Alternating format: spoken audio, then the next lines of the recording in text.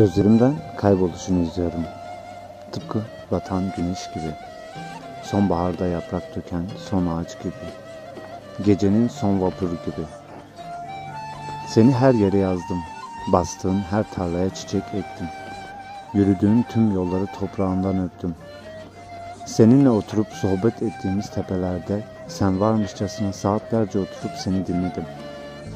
Seninle yediğim her yemeği, seninle koştuğum her yolu, seninle yaptığım her şeyi yeniden yaptım.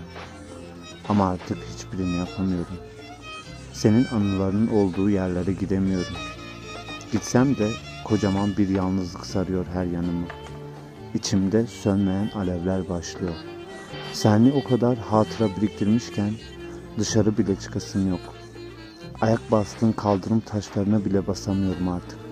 Sevdiğimiz yemekleri yiyemiyorum. Çayı da sevmiyorum.